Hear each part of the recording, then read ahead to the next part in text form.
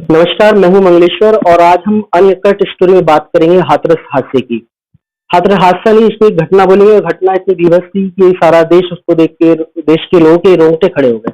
जबलपुर की बात करें तो यहाँ पर डॉक्टर राजकुमारी बंसल मैम थी, जिनको मतलब घटना इनको इतने विचलित कर दी कि ये इन्होंने सोचा कि हम वहाँ पे ही जाके उसको कुछ करते हैं, और उन्होंने आपको देखा कि वहाँ पे किस प्रकार से तो पीड़ितों के परिवारों के साथ जो घटनाएं घट रही थी और क्या-क्या घटा वो पूरा आपको देखिए हमको बताइए। इसमें हम कहीं भी कट नहीं लगाएँगे। चलिए आज हम बात करते हैं डॉक्टर बंसल मैडम से। हाँ, नमस्कार। नमस्कार। मैम, आपने कैसे सोचा कि हमको वहाँ जाना चाहिए? मेरा ये एक्सपीरियंस अनुभव रहा है कि पिछले मैं कई सालों से देख रही हूँ कि मीडिया के द्वारा तथ्य काफ़ी तोड़े-मरोड़े जा रहे हैं। तो मैं बिल्कुल भी उन पर विश्वास नहीं कर रही हूँ, और ये तो इतना देशव्यापी और इतनी बीभत्स घटना थी कि इस घटना से मैं इतनी विचलित रही कि 29 तारीख का ये इंसिडेंस था। 29 तारीख से लेके 3 तारीख तक मैं यहाँ पर थी, तो मुझे ज़्यादा कुछ खबर ही नहीं मिल रही थी कि फैमिली कैसी है, फैमिली का क्या हालचाल है। मीडिया से ज़्यादा कुछ कवरेज नहीं हो पा रहा था, कांटेक्ट नहीं हो पा रहा था। और फिर मैंने सोचा कि नहीं, इतना परेशान होने से अच्छा है आपको ज़मीनी स्तर पर जाकर देखना चाहिए। फिर मैंने डिसाइड किया कि नहीं, मैं जाके देखती हूँ। क्या देखा फिर आपने वहाँ जाके? वहाँ मैं गई, मैं संडे 4 तारीख को मैं करीब 11:30 बजे मैं वहाँ पहुँची हाथरस। अ, उम, ये एक जगह कौन-सी थी? बेलगड़ी। बेलगड़ी। तो पूरा एरिया इतना छावनी में तब्दील था, बहुत ज़्यादा पुलिस फ़ोर्स था, काफ़ी लोगों का आना-जाना स्टार्ट हो गया था, लोग काफ़ी आ जा रहे थे, बड़े-बड़े लोगों का भी आना-जाना स्टार्ट हो चुका था वहाँ पे, और काफ़ी भीड़-भाड़ थी और मीडिया के पर्सन्स भी बहुत थे। ये सब इस तरह का माहौल वहाँ पर मैंने देखा। क्या पीड़ितों की क्या वहाँ पे राय थी? मतलब क्या उनके साथ किस तरह का बर्ताव किया गया? आपने तो उनके साथ समय भी बिताया। क्या लगा? हाँ, जब मैं गई थी, मैं 4 अक्टूबर को वहाँ पहुँची थी, तब तक तो काफ़ी हालात काफ़ी अच्छे थे, क्योंकि जो सिक्योरिटी भी थोड़ी-सी अच्छी हो गई थी और थोड़ा-सा वो पॉजिटिव इम्पैक्ट दिख रहा था। अभी जो घटनाएं सामने आई, लोग भी बता रहे हैं कि अब आरोपी भी है उस पे इल्जाम लगाने लगे कि उनका उनके साथ उनके भाई के साथ संपर्क था, और अब तो आरोपी पक्ष ये तक बोल रहा है कि जो लड़की के साथ घटना घटी वो उसके भाई ने उसको मारा। तो क्या लगता है आपको इसमें सच्चाई कहाँ तक है? जैसे मेरी पीड़िता की मम्मी से बात हुई, भाभी से बात हुई इस बारे में, और चैनल भी वहाँ पर क्वेश्चनिंग कर रहे थे, पूछ रहे थे। तो ये मैंने उनके मुँह से सुनी ये बातें, उन्होंने बताया कि ऐसा कुछ नहीं है, आरोपी कुछ भी गलत-सलत अफ़वाहें फैला रहे हैं, आप कुछ भी उल्टा-सीधा बोल रहे हैं, तो उसको हम कैसे काट सकते हैं। नहीं, लेकिन अभी तो रिकॉर्ड ये भी आ गया कि उनके भाई के साथ संदीप की बात, जो आरोपी संदीप है उससे काफ़ी बातचीत वगैरह हुई, रिकॉर्ड भी सामने आ गया। ये न्यूज़ मैंने कल इवनिंग में, शाम को मैंने पहली बार देखी थी। तो तब मेरी प्रेज़ेंस वहाँ पे थी नहीं, तो इसमें कितनी सच्चाई है, तो अभी तो मेरे पास इसकी कोई लेटेस्ट इन्फॉर्मेशन नहीं है।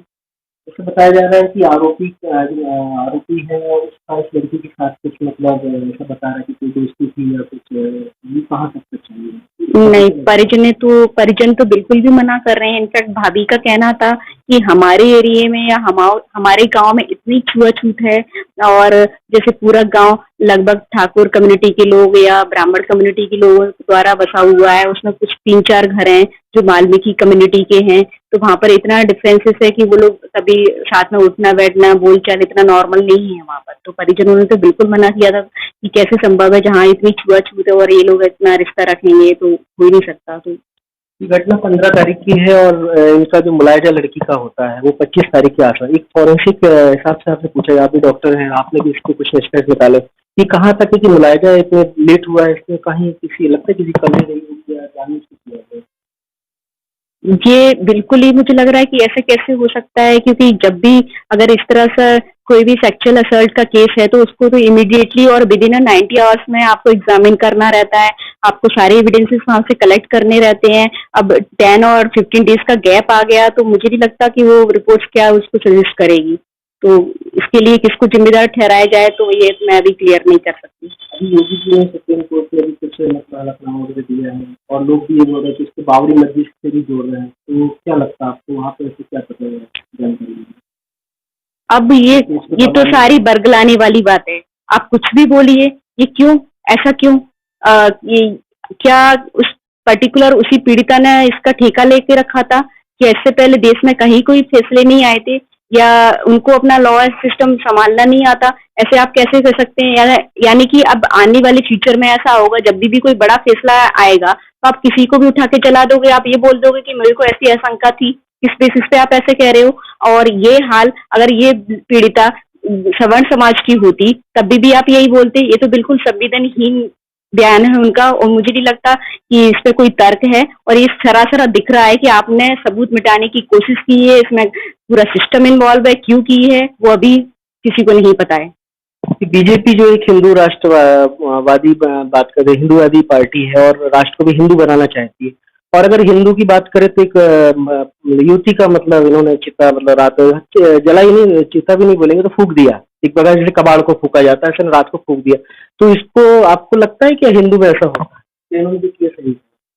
मुझे तो ऐसा नहीं लगता। हिंदू धर्म में तो मैंने ऐसा देखा है कि सूर्यास्त के बाद कभी शमशान हम जाते ही नहीं है, कोई अंत्येष्टि का कार्यक्रम ऐसा रखा नहीं जाता। क्या ये 4-5 घंटे और वेट नहीं कर सकते थे क्या? सुबह तक का इंतजार नहीं किया जा सकता था? और ऐसी क्या जल्दी थी? इनफैक्ट मैं घर वालों से जब मिली तो मम्मी ने उनकी बुआ जी ने, भाभी ने बोला कि हम लोग गाड़ी के सामने इतना लेट गए थे, हमने इतने हाथ जोड़े, हमने भीख मांगी, हमने मिन्नतें की कि हमारी बेटी का आखिरी बार मुंह दिखा दो, हमारी बेटी का आखिरी बार मुंह दिखा दो, पर किसी ने कोई सुनवाई नहीं करी। इनफैक्ट वहां पे हाथापाई हुई, घर वालों को परिजनों के साथ हाथापाई हुई। तो ये कहाँ तक औचित्य? और जब परिजन मौजूद थे तो सिस्टम को क्या पड़ी थी रातों रात इतनी जल्दबाजी में अंतिम संस्कार करने की? ये किसने अधिकार दिया? कहाँ का अधिकार मिल गया इनको? अगर ये सिस्टम के अंदर है तो कुछ भी करेंगे, कोई भी मनमानी करेंगे क्या? या फिर एक उन्होंने सोचा कि एक गैर सवर्ण जाति की लड़की है, हम रातों रात जला देंगे, या कूड़ा कचरा समझा उन्होंने, या कोई लावारिस बॉडी समझी उन्होंने, फिर कोई खेल नहीं होगा और परिजनों को हम डरा धमका देंगे और हम चुप करा लेंगे। उन्होंने ऐसा सोचा होगा, उनको नहीं पता था कि जो ये कृत्य कर रहे हैं वो भी लीक हो जाएगा और वो फिर पूरा देश देखेगा। पुलिस की क्या भूमिका रही? आप वहाँ पे रहे तो अभी देखा होगा घटना के बाद से पुलिस का कितना ज्यादा मैंने जैसे बताया कि मैं वहाँ 4 तारीख से कल तक थी, मैं कल शाम तक। तो अभी मेरे सामने तो मैंने पुलिस का रवैया ठीक देखा, अभी तक तो मैंने पुलिस की तरफ से ऐसा कुछ नहीं देखा गलत रवैया। तो इससे पहले का क्या था तो उस पर तो मैं कोई कमेंट नहीं कर सकती। अभी जैसे पुलिस ने रात को पीड़ित युवती की लाश चला दी थी, उसके बाद उसके परिजन जो वहाँ पे बताए जा रहे हैं, वीडियो भी वायरल हुआ है, लोग बता रहे हैं कि वो बता रहे हैं कि उसके बाबा थे। अब जो जानकारी हम लोग को मिली कि उसके बाबा शायद जो बाबा के दादा को बोला जाता है कि वो काफी समय पहले ही गुजर गए। तो ये क्या पुलिस जो वीडियो वायरल, आप तो वहाँ पे थे तो आपको लगा कि उनके दादाजी जिंदा है या फिर फादर? जैसे मैं परिवार के साथ रही, मैं एक परिवार का हिस्सा रही, मैंने परिवार को इतनी सतावना दी, मैंने बोला कि पिताजी आप चिंता मत कीजिए, आपकी एक बेटी गई है तो दूसरी बेटी आपको मिल गई है, तो हम आपकी न्याय की लड़ाई में हम आपके साथ रहेंगे, साथ देंगे, हम जहाँ तक आप जब बुलाओगे हम अब तैयार हैं। और मैं वहां पर थी तो मुझे परिजनों में मुझे याद है कि भाई थे मृतिका के, दो, एक बड़ा भाई एक छोटा भाई, भाभी थी, भाभी की 2 बेटियां थी, छोटी छोटी बेटियां थी, बहन थी, भाभी की बहन थी, एक कोई दादाजी नहीं थे वहां पर, दादी थी, बुआ थी, फूफा जी थे, तो दादाजी नहीं थे। और मैंने भी ये न्यूज नहीं सुनी थी तो मुझे भी नहीं पता कि है कि नहीं है। हाँ, इस मामले में मुझे एक जानकारी ये मिली कि जिनको यहाँ पर जिस क्लिपिंग में दादाजी कह के रिप्रेजेंट किया या दिखाया गया है वो कोई पड़ोस गांव का ही कोई व्यक्ति है और इनके परिचित का है, रिश्तेदार भी नहीं कह सकते। तो उसको जबरदस्ती पकड़ के ये दिखाया कि चिता में कुछ अपनी भूमिका अदा करो, जबकि उनका कोई रोल नहीं। जब परिवार के खास लोग, पिताजी, भाई, सब लोग मौजूद है तो ऐसे किसी पड़ोसी से लेके आप क्या कौन सी रस्म निभा रहे थे? तो ये तो सब जस्ट झूठा दिखावा है, नहीं है। दादाजी से मैं नहीं मिली हूँ मैं।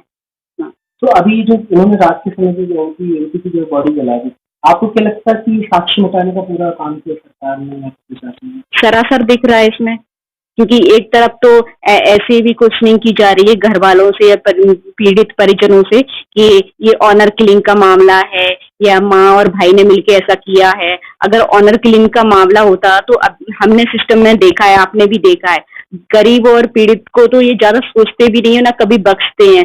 तो अगर आपको लग रहा है कि वो दोषी है तो सिस्टम को क्या जरूरत पड़ी थी उन माँ और भाई को बचाने की?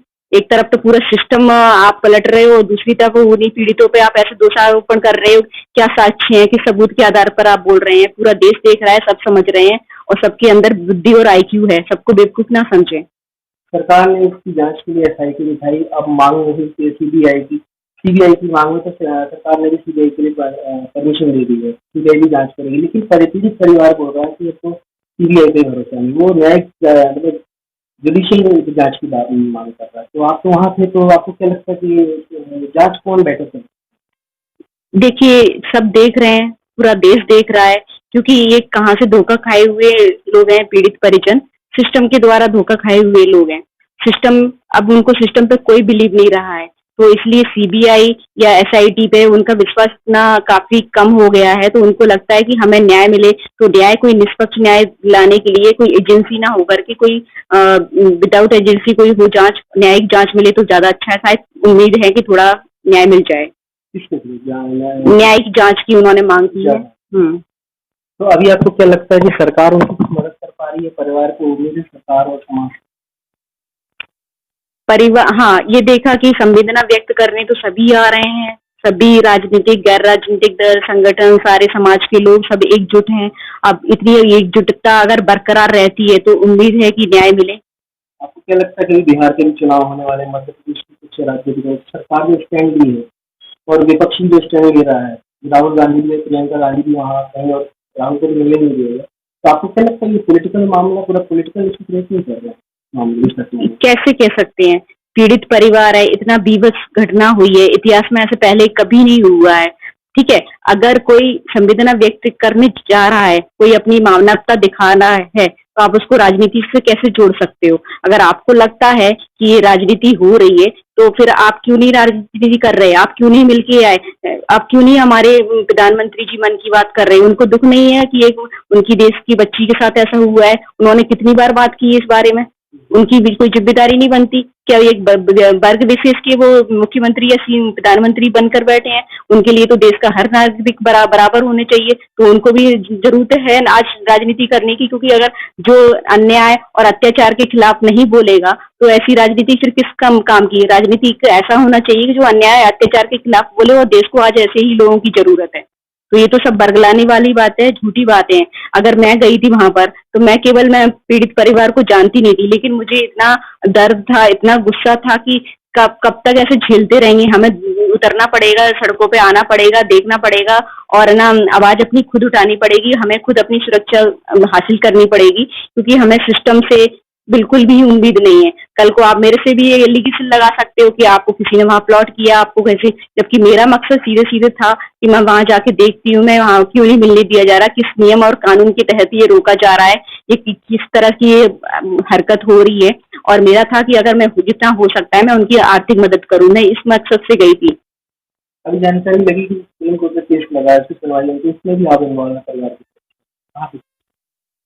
अभी तक तो कुछ नहीं है। हाँ, मैं ये कमिट जरूर करके आई हूँ कि अगर जब भी आपको जरूरत पड़ेगी मैं हमेशा अवेलेबल हूँ, क्योंकि ये केवल उनकी बात नहीं, ये समाज की हर लड़की की बात, पूरे देश की लड़की की बात है, पूरी महिला जाति की बात है, ये अब सुरक्षा की बात है।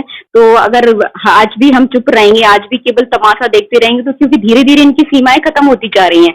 मुझे याद है कि कठुआ केस में क्या हुआ था, इन्होंने आरोपियों के समर्थन में तिरंगा यात्रा निकाली थी। मुझे याद है उन्नाव केस में क्या हुआ था, इन्होंने पीड़िता के परिवार को ही कुचलवा दिया था। तो धीरे धीरे इनकी पूरी सीमाएं खत्म होती जा रही हैं, इनकी सेंसिटिविटी बिल्कुल खत्म होती जा रही है। आज भी यही था, अगर देश इतना साथ नहीं आता, अगर इतना सबको पता नहीं चलता, एक्सपोजर नहीं होता इस न्यूज का, तो ये मीडिया की खबर बन के रह जाता। और उनको लग रहा था कि 2-4 दिन रोएंगे ये परिवार और फिर अपने आप शांत हो जाएंगे, चुप हो जाएंगे, यही सोचा होगा इन्होंने। क्योंकि जब मुझे अगर सबसे बड़ा केस इस मामले में लड़कियों के साथ अत्याचार का मामला याद है तो 2012 का निर्भया केस याद है। तो मुझे पता है कि पूरी मीडिया, पूरा देश सब आरोपियों के विपक्ष में था, आरोपियों को सजा दिलाना था। लेकिन धीरे धीरे जैसे ही सिस्टम बदला, या कहें कि जैसी सरकार बदली, लोगों की नीयत बदल गई कि लोग अब आरोपियों के समर्थन में आने लग गए, वहां पर रैली करने लग गए, उनका खुलेआम स्वागत करने लग गए, जैसे बहुत बड़ा काम कर रहे हैं, बहुत महान काम कर रहे हैं ये लोग। इस घटना में भी आरोपी जो आरोपी के परिवार है, वो अपने बच्चों को बेदाग बता रहे हैं। यूएन की संगठन भी इसके पक्ष में खड़ा हो गया। अब ये घटना और कल परसों की बात है, वहाँ पे लोग इकट्ठा भी हुए, आपको भी जानकारी, आपको खबर लगी, वो पूरा उसके सपोर्ट में आ गए और उन्होंने चैलेंज भी कर दिया सरकार ने, देश की चाबी हमारे हाथ है, हम जैसा चाहेंगे वैसा हो। तो आपको क्या लगता है कि अब ये मतलब कुल मिला के दलितों पे अत्याचार ऐसा करते रहेंगे और इनको पुलिस छूट सरकार की तरफ से मिल जाएगी। ये बहुत ही दुखद स्थिति है। आज जो भी तस्वीर हमारे देश की उभर कर आ रही है, बहुत दुखद स्थिति है और इस पर हमें ज़रूर कोशिश करनी चाहिए कि इस तरह की नहीं होनी चाहिए हरकतें। ये देश के लिए बहुत शर्मनाक स्थिति है। हमारी इंटरनेशनल छवि हमारे देश की खराब हो रही है। अगर जो सवर्ण वर्ग के लोग अपराधियों का समर्थन कर रहे हैं, मुझे नहीं पता वो ऐसा क्यों कर रहे हैं, क्यों अपराधी केवल अपराधी होता है, वो किसी जाति धर्म वर्ग विशेष का नहीं होता है। आप ना पूरी कम्युनिटी उसकी वजह से टारगेट नहीं होनी चाहिए और स्पॉइल नहीं होनी चाहिए। और या तो मुझे लग रहा है जो लोग इस अपराधियों का समर्थन कर रहे हैं या तो वो बीमार मानसिकता से ग्रसित हैं या फिर वो उनको लगता है कि उनके घर में बेटियां नहीं है, महिलाएं नहीं है, उनके साथ ऐसा नहीं हो सकता है। वो बहुत बड़ी गलत फहमी में जी रहे हैं अगर उनको ऐसा लगता है।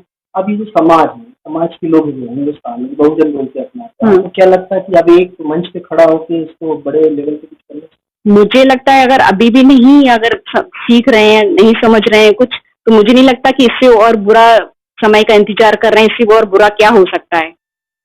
हाँ, आप यूपी में थे, संगठन, तो आपने क्या देखा कि वहाँ के संगठन का कुछ कर रहे हैं? हाँ, मिलने तो लगभग सभी लोग आए, मैंने सबकी को आते देखा, सभी ने विरोध कुछ ऐसा हो रहा था? विरोध तो एक्चुअली में जब मैं घर के अंदर थी तो मुझे नहीं पता कि दुनिया में अपने देश में क्या हो रहा है, लेकिन जब देख ही रहे हैं हम लोग कि काफी अभी भी लोग विरोध कर रहे हैं, हड़ताल कर रहे हैं, कैंडल मार्च कर रहे हैं, ज्ञापन दे रहे हैं, तो सभी अपना विरोध दर्ज कर रहे हैं जिनको लग रहा है कि ये गलत हुआ है। घटना और भी सामने आई कि उनके परिवार की तरफ से बताया है कि उनकी फादर को डीएम ने लात मारी, तो ये कहाँ तक सही है? ये मेरी जब बात हुई इस बारे में परिजनों से तो उन्होंने बोला था कि ऐसा हुआ था जब मीडिया अलाउ नहीं थी, मीडिया को भी अलाउ नहीं कर रहे थे इनफैक्ट बात करने से। उस टाइम पर ऐसा हुआ था कि वो इस तरह से धमकाने की कोशिश कर रहे थे। परिजनों ने एक ऐसा स्टेटमेंट भी दिया कि उनको ऐसा बताया गया कि आपको शुक्र मनाना चाहिए, अगर आपकी लड़की कोरोना से मर जाती तो आपको 1 रुपए का भी मुआवजा नहीं मिलता। और आपको क्या लग रहा है मीडिया या भीड़ भाड़ कितने दिन तक साथ देगी, जब ये सब लोग चले जाएंगे फिर तब तो हम आपको हमसे ही लेना देना रहेगा, तो फिर तब देखेंगे। तो इस टाइप का उन्होंने बताया कि हाँ ऐसा हुआ है। सरकार ने जो प्रारंभिक कदम उठाया था कि एसपी को और पुलिस वालों को मतलब निलंबित कर दिया, शायद इस पर डीएम को भी करना चाहिए, तो आपको नहीं लगता कि यहाँ पे कहीं सरकार डीएम को बचाने की कोशिश कर रही है? मुझे तो लगता है बिल्कुल, क्योंकि डीएम की बहुत बड़ी रिस्पॉन्सिबिलिटी है। अगर उनकी जानकारी में रह के इतना बड़ा कृत्य हुआ है तो बहुत ही शर्मनाक है, और अगर उनकी जानकारी में नहीं है तो ऐसा कैसे हो गया, उनको आके जनता को जवाब देना चाहिए। आपको और क्या आपने देखा वहाँ पे?